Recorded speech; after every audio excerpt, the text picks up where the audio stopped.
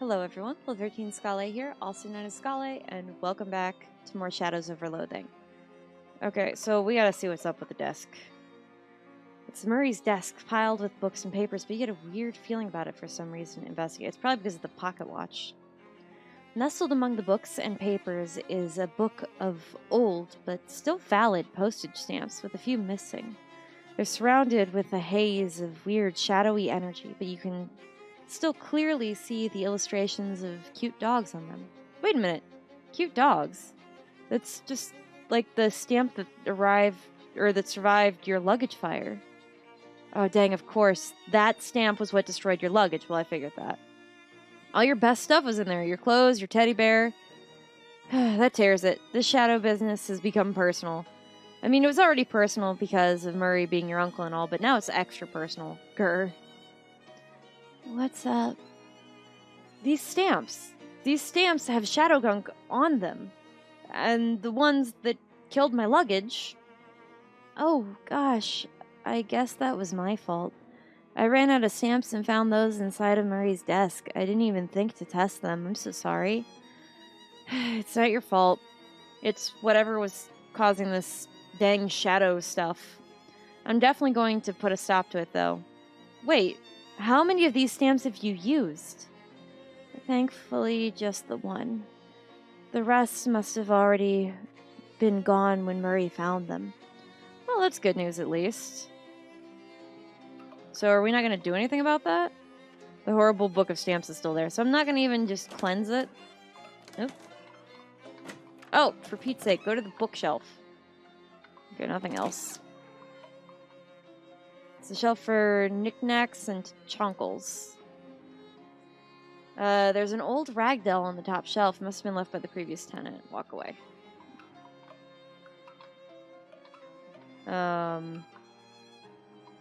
So nothing else in this room. Television set. You've heard of these. Turn it on. No shows invented. I know I probably already looked at that, but I just didn't have the memory of it. Okay. It's Jessica. Talk to her. Hey, I found the watch. It's complicated. I'd be more surprised if you told me it was simple. Well, you know the drill.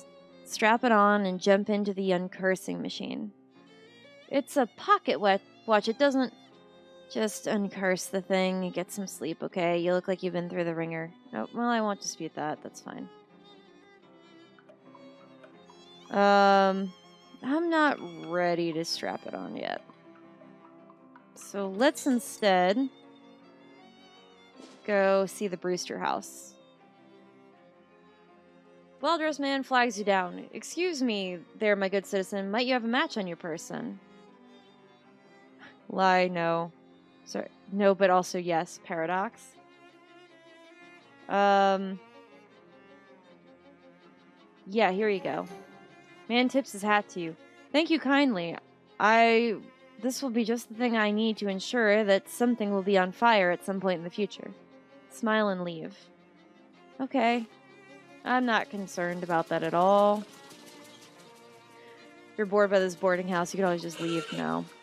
What's this say? Hey, it's hobo code. Translate it. Code says, nice lady, but she only likes salesmen. Ah, well, not super useful to a non-hobo, but at least you got some translation practice. Fair enough. Door is locked. Head inside? Oh, isn't locked. As you enter the boarding house, you discover some kind of hullabaloo, or perhaps a kerfluffle. A stern-looking middle-aged lady is surrounded by 6 agitated men, all talking over each other. Listen in. Gentlemen, I insist you settle down at once. We won't get to the bottom of this with all of you acting like panicked school children. Miss Brewster, you've got to call the cops. Well... What this town calls police, I wouldn't trust to solve a jigsaw puzzle, let alone a serious crime. I won't have these hooligans turning my house upside down. But there's been a murder. Somebody has to do something. What you can all do is go to your rooms and let me think. Good gracious. The men file upstairs, abashed, but still fidgeting nervously. Talk to the woman. Hi, excuse me. Miss Brewster sighs, exasperated. I'm sorry, but I don't have any vacancies. Or, well, I suppose I do. But I can't let you have the room until this whole mess has been sorted out. One of those men said something about a murder? Yes, it's absolutely ghastly. One of my lodgers was murdered in the night, and nobody heard or saw anything. I'm practically at my wit's end. Well, maybe I can help. My name's Viola Hernandez. I'm kind of an independent investigator of sort. Oh, like the Belgian fellow in my mystery novels. Oh, what? Sure, yeah. Well, that's marvelous. If you can solve this mystery, I can pay you quite reasonably. Okay, it's a deal. Thank goodness. Well, what can you tell me about the victim? He was a traveling salesman. All my lodgers are traveling salesmen. Okay, well, what did he sell? Oh, they come and go so frequently, I'm afraid I haven't the foggiest idea. Okay, well, how did he die? I'm not sure. The body is missing. Look, you better just go and have a look for yourself. He was in C3. I locked the door so that no one would mess around in there. Got the room to C3. Okay. And there's that. Okay, so not a crumb to be found on this dining table. Miss Brewster keeps this place spick and span. Does she sell alcohol or something? Tiny oil paintings of previous boarders. The radio plays agreeable music in a polite volume. Potted flower saw nothing. Bathroom door is locked for some reason. A little note next to the phone says, do not use phone. Okay, well, noted. Seems like a dust or something. Only Miss Brewster's allowed in the kitchen. Miss Brewster stands by the kitchen door looking stern but strazzled. Hi, Miss Brewster. Did you look into the poor man's room? Room C3? Okay, I'll be right back. Okay, so let's go up. Okay.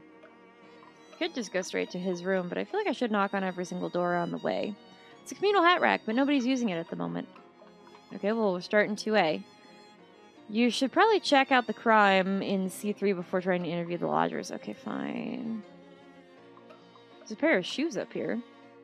Some high-heeled shoes have been carelessly left in the hallway. You're not sure which aspect of this would upset Miss Brewster most. Take the shoes.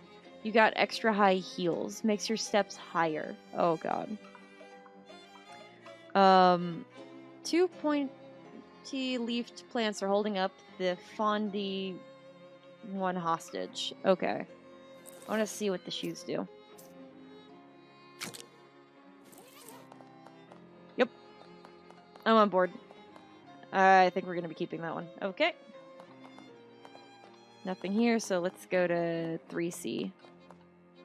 It's the room to C3, the site of the incident. Unlock the door. You unlock the door and put the key in the secret pocket you use for things that you won't ever need to be referred to again. Thank you. You step into the room in C3 and discover, holy crap, a massive pool of blood on the floor. And like Miss Brewster said, no body in sight. Weird. Okay. Holy crap. Yeah, no kidding. Ordinary washbin, no clues in here. There's also a mirror. Fish. Of course we're gonna fish. Fish and everything. You got a handful of clean water. Cool. What is the thing about the mirror? The window's locked, so the killer must have come from inside the house. Nothing interesting about this bed except that it's next to a massive pool of blood. Wardrobe is locked. Throw rug looks pretty ordinary. I can fish the blood. Holy jeez, there's so much blood inside a person. Fish. Maybe he's not dead? Huh, nothing. Must be shallower than it looks. Fair enough. So the throw rug looks pretty ordinary. Check underneath it. You roll up the rug and... Whoa, what the heck? There's a crazy occult diagram underneath it. The lines and glyphs appear to have been burned into the floor. You can see little blobs of melted candle wax at the points of the dodecagram? Even smells faintly of weird incense. Is this some kind of ritual killing? Great. Like a regular old murder wasn't enough. Fair enough. Creepy occult rituals. Okay. And the wardrobe's locked. I guess check myself for clues? Okay, bye, Viola. Okay, so... I guess we can go... I think it's Miss Brewster. If I had to take a guess. Well, Miss Brewster, I've looked into the room in 3C. Did you find anything? Yeah, I found a huge pool of blood, and it was really gross. Did you find anything else? Yes, actually, an occult ritual circle. What? Oh my goodness. You think it was some kind of black magic sacrifice? Actually, no. I think she killed him and made it look like a black magic sacrifice, but whatever. I'm afraid it looks that way. Oh, sorry. I'm afraid it looks that way, ma'am. Well, I've always felt the lodger's religion was none of my business, mine, but I won't stand for this one bit. Are there any lodgers involved in the occult that you know of? I do recall that one of them specializes in selling occult supplies and paraphernalia, but I'm afraid I don't remember which one, so you'll have to ask around. Okay, thank you. Yeah, I'm pretty sure she killed him. You knock on the door. There's no response. You try the knob, but the door's locked. Room 2D, but really they're all 2D if you think about it. Knock on the door. A nervous-looking salesman peeks out. I'm warning you, I'm armed. Oh, I know you. Oh, yeah, we've met before. You sell dairy ringers, right? Yep, that's right. You should buy one. There's a murder on the loose. Actually, I'm investigating the murderer. Oh, thank God, somebody is. Well, what do you know about the other salesman here? I know there's a guy who sells occult stuff. I give him a wide berth, though. All I know about him is that he doesn't live in the room below the sunglass. Wait, it's that he doesn't live in the room below the sunglass salesman. Okay, I've met that guy. And neither of them are the victim, by the way. Oh, okay, thank you. Okay. So, that doesn't narrow down a lot, but... You knock on the door, and the salesman sticks his head out. Yeah? Oh, hey, I know you. Oh, yeah, you're the guy that sells that was selling pants from before, right? That's me. What's up, wanna buy some pants? No, I'm investigating the murder, actually. Ah, yeah, real grisly. Do you know of any other salesman that lives here? Not really, just the guy who sells those little dairy ringer pistols. He was complaining about the guy who lives right above him. That's the trinkets and baubles guy. 'Cause he keeps making a racket dropping stuff on the floor at night. Probably doesn't help you much, though. We'll come up with something. Thanks, though. What else you got for me? You knock on the door. Who's there? I'm not opening the door with a killer on the loose. I'm investigating the murder. Do you have any information that could help me? There's a salesman who specializes in the occult stuff. That seems pretty suspicious to me. Why is everyone pointing at the occult guy? Did they all just gang up and kill this guy? Which room is he in? Not sure, but it isn't the one above me, and he doesn't live at the same end of the hall as the victim either. Okay. So he's either this room on the second floor, or he's on 3A and 3B. Noted.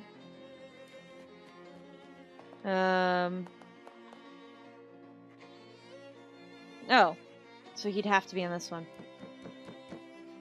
You knock on the door and a voice calls out without opening it up. Hello?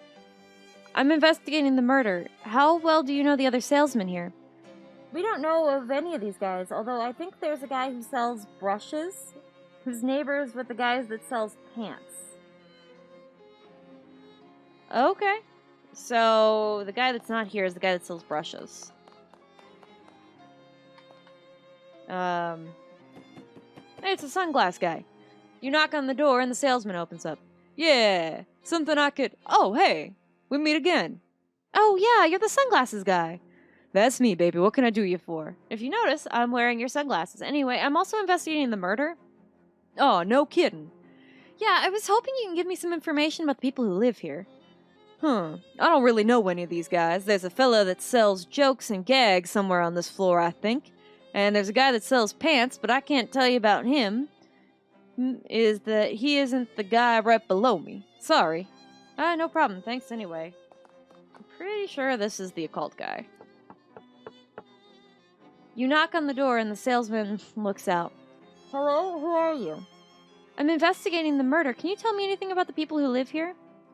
Well, I pretty much keep to myself. All I know is that the other salesman is the one who sells jokes and gags, isn't the one who lives next to the one who lives above the one who sells brushes. What? Okay, wait. The other salesman is one that sells jokes and gags. So that's gotta be the guy that's dead. Isn't the one who lives next to the one that sells brushes. So the guy that sells brushes is the guy that's missing right now. And the guy that sells jokes and gags is the guy that's dead. Got it. I think I know.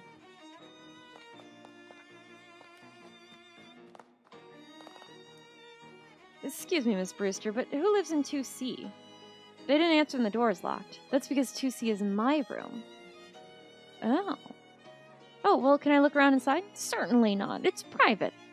You couldn't possibly imagine I would kill one of my own lodgers. It would be terrible for business. I guess you have a point there.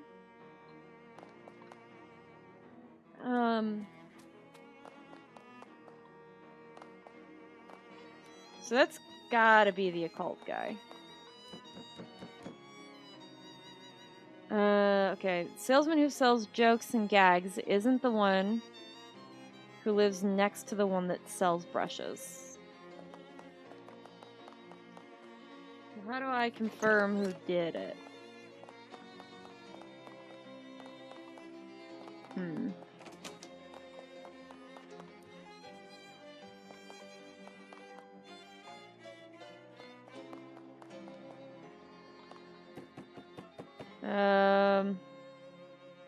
Okay, doesn't live in the room below the sunglass salesman, which is on the left side. So, yeah. Okay, so maybe if we go back down and talk to Brewster again. You solved the case yet? Well, I figured out who the occultist is. Maybe if we can confront him with it, he'll either confess or give us some useful information. Are you certain you know which one he is? I won't have you accusing the wrong fella. Yeah, I'm pretty sure. He's 3B. Alright, we'll gather everyone together at the scene of the crime. It'd be so dramatic to reveal, in novels. Like in the reveal novels. Sure, if you want.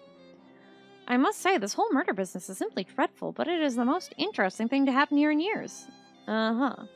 You head up to 3C. After a few minutes, Miss Brewster meets you there, with a salesman in tow. Alright.